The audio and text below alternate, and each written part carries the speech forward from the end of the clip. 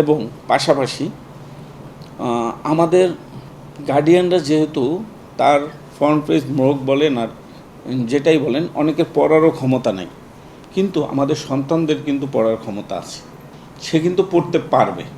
সেই জন্য একটা সরকারের উদ্যোগে হোক কিংবা কোনো দাতা গোষ্ঠীর উদ্যোগে হোক, আমি মনে করি বাংলাদেশে যতগুলো প্রাথমিক বিদ্যালয় আছে সেইখান থেকে ইয়াং একজন শিক্ষক, আমরা যদি সারা বাংলাদেশ থেকে যতগুলো প্রাইমারি স্কুল আছে একজন করে শিক্ষককেও যদি আমরা খাদ্যের গুণগত মান এবং যে ক্ষতির দিকগুলো সেগুলোর সম্বন্ধে তাকে যদি একটা ধারণা দিয়ে দেওয়া যায়, তাহলে সে যদি স্বাস্থ্য সচেতনতার একটা ক্লাস, সে যদি প্রত্যেক ক্লাসরুমে সপ্তাহে একদিন করেও ব্রিফ করে, 10 মিনিটের একটা ব্রিফ করে, তাহলে আমার মনে হয় আমাদের সন্তানরাও সচেতন হতে পারবে।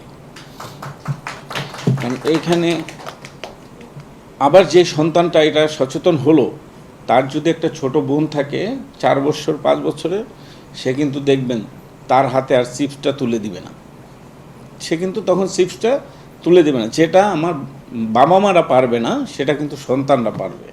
আমরা যতটা সচেতন না, তার থেকে কিন্তু আমাদের সন্তানরা বেশি সচেতন। এই জন্য আমাদের সন্তানদেরকে গড়ে তুললে এই ভবিষ্যতে আপনি হয়তো রেজাল্টটা 2 বছরে পাবেন না, কিন্তু 5 বছর পর কিন্তু আপনি এই রেজাল্টটা পাবেন।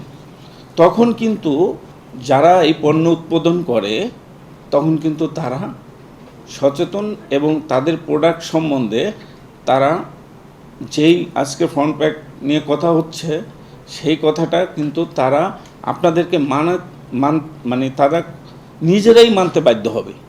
পণ্য সম্বন্ধে ওই মালিকই সচেতন হবে যখন তার সেল 30% কমে যাবে। সেল যখন 30% কমে যাবে, তখন সে নিজেই সচেতন হবে কিভাবে আবার মানুষের আস্থায় আসতে পারে।